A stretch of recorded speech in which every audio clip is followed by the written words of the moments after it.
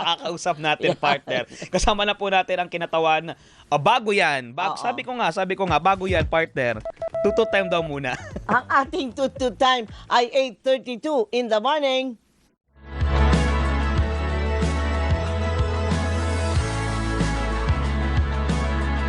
Kasama na natin ang kinatawan mula sa ikalawang distrito ng Marikina at ang chairperson ng House Committee on Ways and Means, Representative Miro Kimbo on the House. Congressman, good morning po, Christian at Doris sa DZMM. Good morning, sir. Magandang umaga, Christian. Magandang umaga, Boss Doris. Good morning po. Opo, Kung si Christian po ay marami ng alam dito. Ako talaga hindi ko alam. Yung mga excise tax na yan. Ano ba yan? Ano yan? Kailangan ibaba nyo. Opo. Pero kahit hindi mo alam, Doris, araw-araw nagbabayad ka dyan. Ganyan ba? Oo, dahil ang excise tax, ang excise tax talaga sa katotohanan na isang buwis na tinatawag natin na indirect tax. Hindi mo yan nakikita. Oo. In fact, hindi yan lumalabas sa resibo mo. Pero sa bawat pagbili mo, ay binabayaran mo ito. At principally, ang isang source ng excise tax, maraming pinanggagalingan sa tabako, sa sigarilyo, sa vape, sa iba't iba pang alcohol. Pero Mga soft drinks. Sa mga pinakamalaki, ang pinakamalaki talaga ay dito nang gagaling sa langis. Ayun. Bakit oo. sa langis ang may pinakamalaking excise tax nga ba, Kong? Dahil ang excise tax ay isang maraming pamamaraan paano mangolekta ng tax. Ito, naranasan ko kasi naging chairman na rin ako dati ng Ways and Means. Opo. Ito, nagbabalik bayan po ako dito. Ang sikreto kasi ng bawat pamahalaan is kailangan ka nakakolekta ng buwis kasi naman nagiging budget mo. Pero hindi na ever nagiging reliant ang mga bansa sa direct taxation o income taxation. So yung isa sa pinaka-efficient na pamamaraan para makakolekta ka ng buwis ay ang indirect tax. Ibig sabihin, nakabase ito sa aktibidades o gawain ng isang tao. Yung tao mismo ang nagdi-decide kung magbabayad ba siya ng buwis o hindi. So, in one way, it's progressive kasi ang tao nagdi-desisyon. So, kapag bumili ka ng magdadala ka ng kotse dahil gusto mo komportable ang buhay, ayaw mo mag-jeep, magbabayad ka ng 10 piso kada litro sa unleaded oil. Kung yan man ay diesel, magbabayad ka ng 6 na piso kada litro. Pero kung ayaw mo niyan, ayaw magbayad yan, sasakay ka ng jeep. Correct. So ang babayaran mo lang na excise tax is a very small portion of the gasoline na ginagamit ng jeepney driver. So it's an indirect tax but it is also progressive at mas madali ka rin kasi siya, Doris, kolektahin. Yun ang katotohanan. Nakaupo lang ang gobyerno, dumarating sa kaban nila yung nakokolektang buwis. Rekta agad. Correct. Wala Direkto. nang computation, magkano ba kinita mo, magkano deduction, etc. Kung ikaw ay nag-consume, nagpagas ka, may excise tax yan. Okay. Pero iba pa po, partner, wait lang ha. Itong, gusto ko lang ipa-differentiate kasi merong VAT, merong excise tax. Ano binabayaran ko dyan? Pareho. Pareho po, pareho. Ang VAT naman po ay ang tawag natin dyan ay value-added tax. It is a consumption or consumer tax. Sa totoo lang po, hindi siya sales tax, pero mala sales tax siya. Binabayaran mo siya for the transaction. Nag-decide kang bibili, meron niyang VAT. Pero bakit may excise tax ang gasolina? May excise tax ang gasolina kasi meron din ang excise tax para rin siyang malaparusa. Malaparusa, ibig sabihin, you're performing something, an act which the state or the government wants to discourage. So, wala naman pong excise tax para manood ng sine. Hindi po yun. Pero may excise tax po pag maninigarilyo kayo. Bawat pakete po ay 67 pesos ang kada isa. So, ayaw ng gobyerno mong gawin yan. Dito sa gasolina, dinidiscourage tayo na magdala ng sariling sasakyan. So, yun po ang paliwanag.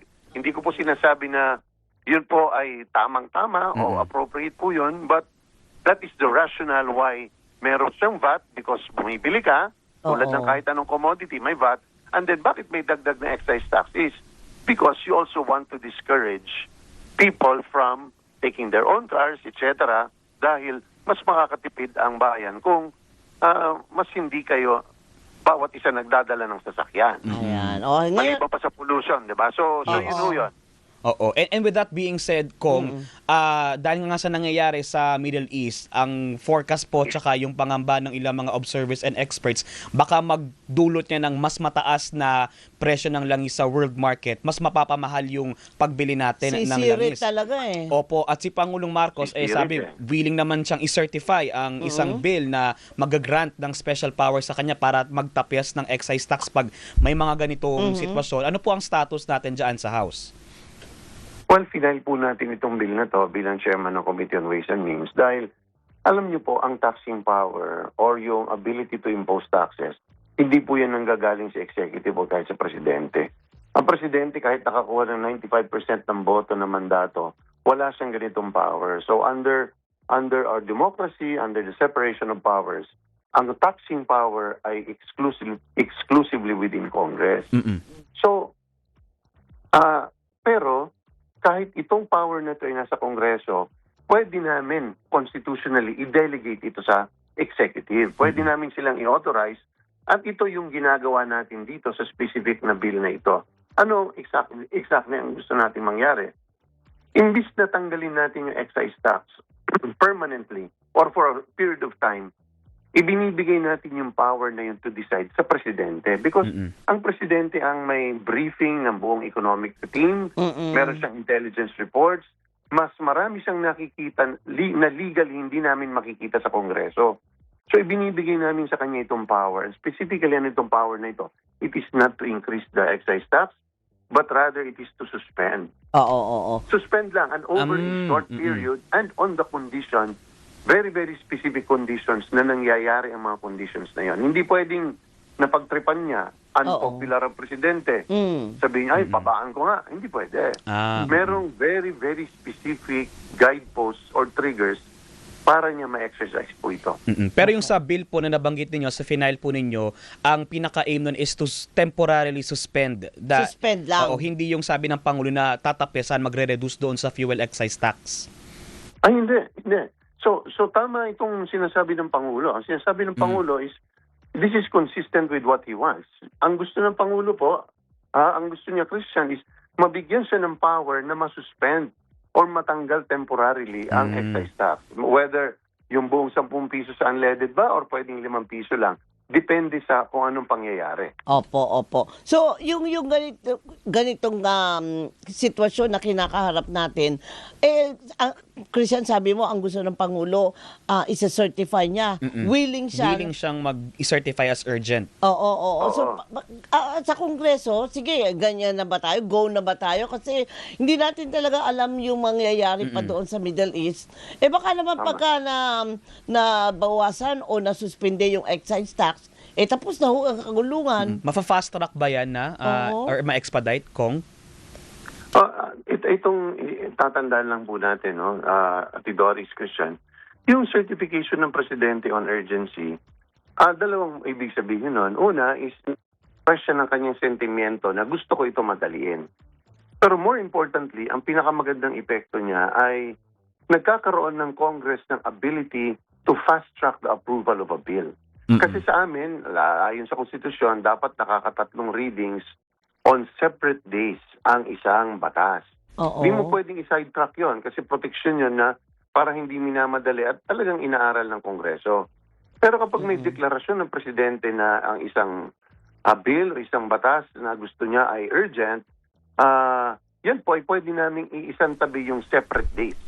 Magpa-first, magsi-second, magsa-third reading kami. Pero sa totoo lang, hindi na namin kailangan i-observe yung tatagal ng 3 linggo, 4 na linggo. Kakayanin siya sa pinakamaiksing panahon is in a week and a half. Ang mahalaga doon, uupuan pa rin, tatalakayin pa rin, pagdidibatihan pa rin, para lang mailatag ng maplansya lang ng maayos. Tama rin naman yung ipapasa nila, hindi lang dahil sinabing urgent, paspasan, mabilisan. At tama yon. At dagdag pa natin doon is, we have to recognize talaga na, magising na tayo lahat sa katotohanan that the Philippines is practically 100% import-dependent pagdating sa langis. At ang nakakalimutan ng mga tao is we consume almost 500,000 barrels of oil every day. Wow. We are the 32nd largest consumer as a country sa buong mundo. So, talagang napaka-apektado natin kapag nagkakaroon ng konting hatchingan lang at nilagnat ang Middle East. Apektado talaga tayo dahil wala tayong ibang mapagkunan ng langis na yan. Wala tayong sariling indigenous source of petroleum. So, yan po ang dahilan kung bakit tayo ever so sensitive at sa tingin ko kung bakit nagmamadali ang Pangulo dito dahil natatakot na baka nga sumirit ang presyo at lumuhod, madapa ang buong ekonomiya dahil everything is dependent on oil. Oo. Lahat po, kuryente, yung gulay natin, transport po yan. Ay, Hindi naman oo. naglalakad yan. Ha?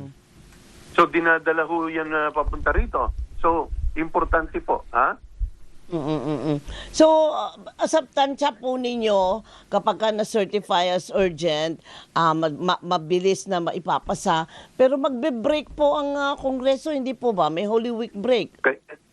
Kaya po natin talagang kailangan madaliin po ito para po natin magawa po ito. Ang atin naman po dyan, Doris, yung ating comfort, no, is I'm almost very specific sa aking recollection na ang ating mga oil companies, pati ang gobyerno nakamonitor po dyan na at least 3 buwan meron po tayong supply Okay. na based on the old prices. So, ibig po sabihin, kung hindi man po ito maipasa lahat ng pareho, kasi kung sa Kongreso may papasa na namin ito, sa Senado po, hindi ko Oo, naman oo. may papangako. Hindi Yes. ko alam ang kanilang temperament para dito. Pero based on regular monitoring at obligasyon ng mga kumpanya na bebenta ng langis, dapat meron silang 3 buwan na stock po dyan, enough for us to be able to sustain whatever oil shocks we will have in the next 3 months. Pero dapat ang pinaka-importante kaakibat dito is dapat minomonitor ng DOE strictly ang mga oil companies. Kasi nakakapagtaka po, sa totoo lang po, hanggang sa araw na ito, sa dami ko na hindi naman ko masasabing wala akong pinag-aralan, pero hindi ko humanap ang sagot. Bakit po pag tumataas ang presyo sa Dubai, halos after a few days, nagtataas sila kagad dito. Oo. Pero pag bumababa doon ng kahit $20, $25, $30, hindi naman nun natin maramdaman. Kakaprangot na rollback. Sentimo lang So- minsan. So yun ang madalas kong pinagtataka. Pag pinapanood ko si Kuya Alvin Alchico, magre-report siya, ang laki ng binaba doon. Pero dito parang wala naman halos na Oo nga. gumagalaw. So tingin ko kailangan imbestigahan din yan actively ng ating pamahalaan para makita kung meron bang pollution o may pandaraya bang ginagawa. Kasi it does not make sense. Pag tumataas, ang bilis sila magtaas.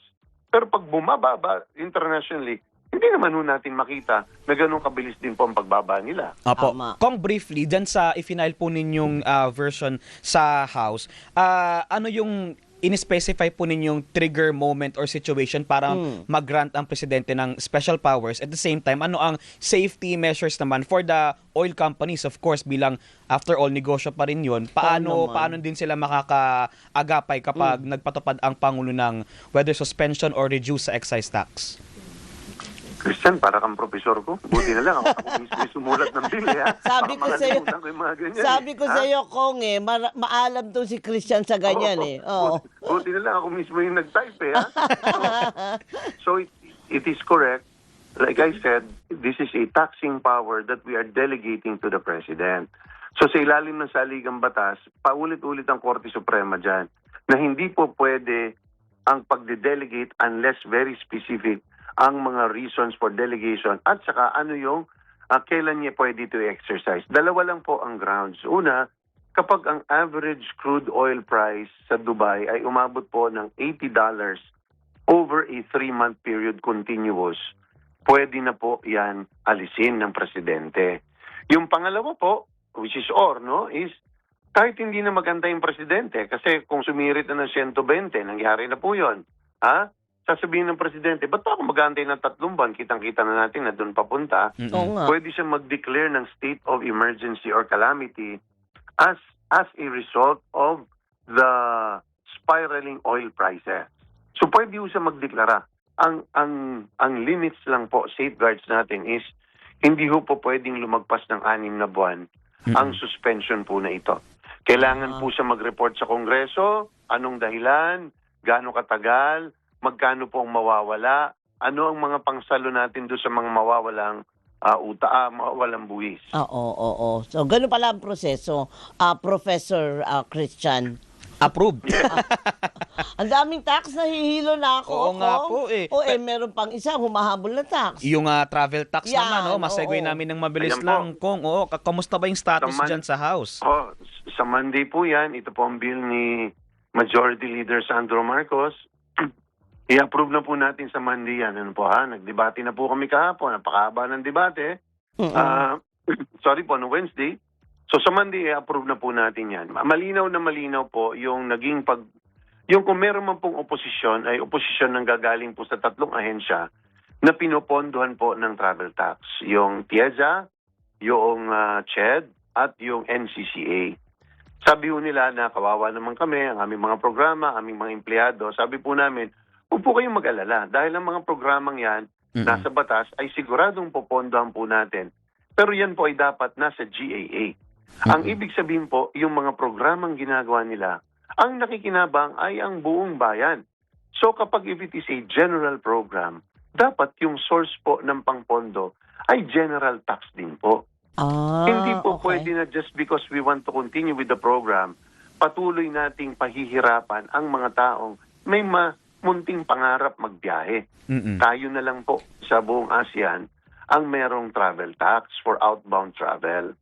Kahit po nung ipinasa ang TIEZA Law noong 2009, nakalagay na po doon na aalisin yan pagdating ng panahon, maghanda na kayo. Okay. So, yun po, hindi ang karapatan po magbiyahe ng ating mga mamamayan, lalo ng kabataan, ay hindi po pwedeng i-hostage para po sa programa ng ating pamahalaan. Hindi po dapat ganoon. Alright. Abangan po natin ang magiging development Monday Kong, at Monday. i-deliberate ulit natin dyan itong panukalang abolishment ng travel tax. Yes po. At ito po ay priority measure din po ng ating Pangulo. Identified din sa LEDAC, number 21 po yun sa 25 priority measure. So, umaasa po tayo na by January, sa tingin ko po, kung kayo po ay bibili ng ticket, ay wala na po yung travel tax. Ayoko pong, yung iba po, baka nakapagbayad na, kailangan i-work out kung i-refund po ba yan o hindi po medyo malinaw yon. Sige po, looking Pag-uusapan forward pa po, rin. Kong. Maraming salamat, Kong Kimbo. Salamat po. Maraming salamat. Magandang umaga Thank po. you po. Thank you po. Pasado. Pasado na siya, Kong. Si 2nd District of Marikina Congressman Miro Kimbo at Chairperson ng House Committee on Ways and Means. Paano ako bagsak? Pasado pa din.